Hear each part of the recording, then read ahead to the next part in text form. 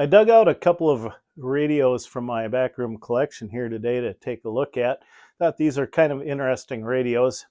From 1977, they are 2-meter VHF ham radio transceivers.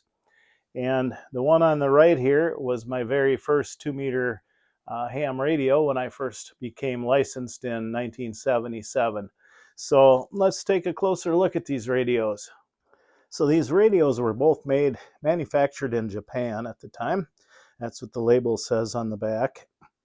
And they were evidently sold to Clegg and to Midland under separate deals. And so they could put their own specifications on the front panel and design them just to look a little differently. But internally, they're pretty much exactly the same radios, and they both have pretty much the same features. One little difference is the power setting on the Midland has 3 settings: low, medium, and high, low, mid, and high, and the Clegg only has low and high. So the one on the left is a Midland 13-510A is the model number, and the one on the right is the radio I first owned. It was a Clegg FM28. Now I believe they're both rated at 25 watts out on high. The Midland, I think it was 1 watt on low, 5 watts on mid, and 25 on high. I'm not positive. We're going to check that out here on the watt meter to see what these radios read in a little bit. The features were, the main controls were the volume and the squelch control. There we go. And amazingly, the radios are still working very good to this day. And the power setting, and you would dial in. These were some of the very first synthesized radios on 2 meters at the time, which most radios you use crystals back in the day in the 70s, and these came on the market. They had a synthesizer in them, so you could dial your frequency in on the display here, what you wanted. You could go 5 kilohertz up in frequency, and you had your repeater offset, a -600. And you could also change the offset for repeater use with this control here at your -600, +600, and options. Now these radios are both working in fairly good shape yet after all these years. This one here I did have on the air for probably a good 10 years, maybe 15 or 20 even, in constant 24/7 use in the shack. It was on all the time without a problem. And I finally upgraded to some newer equipment, and this kind of went on standby. And this was my first, like I say, my first 2-meter base station radio after I first got my license. And these were not cheap. These were over $300 back in the day, but it was new technology, and I was lucky to be able to save some money to buy this, and had a lot of fun with it. This other radio come from our amateur radio club in town here, and I purchased that from the club or inherited it. I can't remember which, but they updated their equipment after so many years of this radio, and I was lucky enough to get this radio from the club. The original S meter went bad over the years, so I replaced that with one from a scrap CB radio. And on this radio, the only problem I have noticed is one of the digits on the display. It should say 146 right now, I guess. And you can see there's a part of the segment that's out. 147, 146, and 145, 144. These radios would go from 144 to 148 megahertz on the 2-meter ham radio band.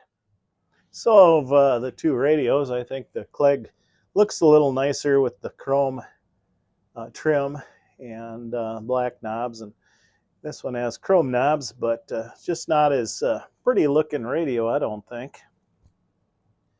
Okay, we have the Midland hooked up to the power meter here, and let's give you a better look here at the power meter.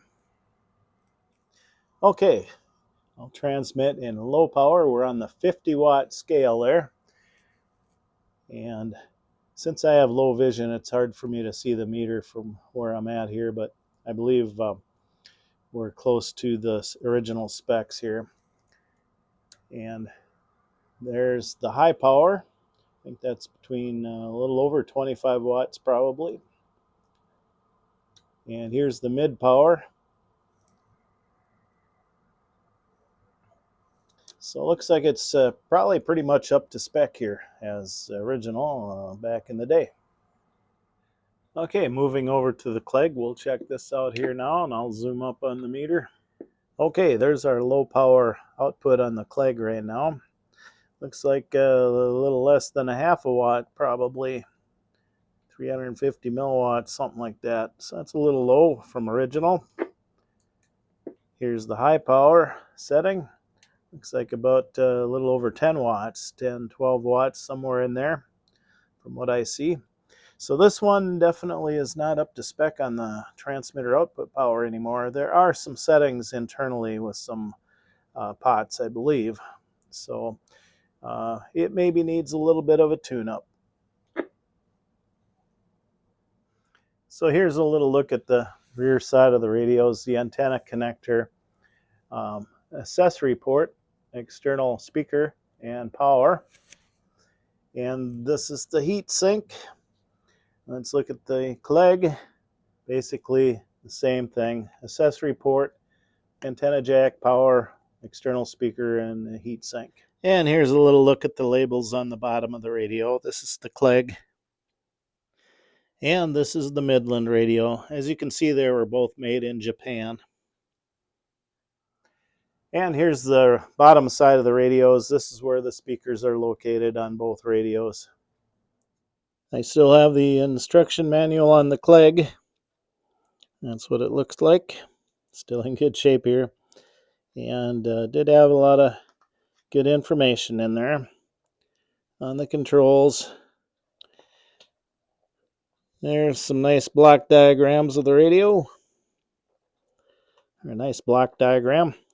One thing about the radio, it was kind of modular, the way it was built. It's built with boards, separate boards for every function, every main function of the radio. So it was very neat and clean construction of the radio. And all the schematics of each board, each modular board. That's very nice to see. So everything was included with this manual, basically. Very nice. And a parts list. So if you go back in time far enough, you may remember the Yaesu memorizer radio, which was a similar radio. It was one of the first synthesized radios on the market too. I believe it came out shortly after these radios did, a little bit later in the 70s, but I could be wrong on that.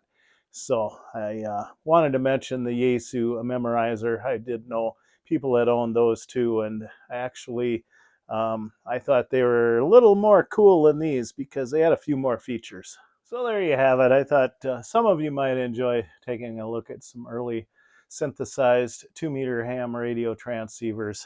They're very interesting, especially since they're identical radios with different front panels and that, made by the same manufacturer, but just labeled under different companies. So that was pretty interesting. So thanks for watching, and 7-3 from Radio Ham Guy on YouTube, WD0AKX. Rear facing speakers, or not rear facing, but bottom side, however you want to say that. Radio was called. It was an early synthesized radio, also synthesized radio.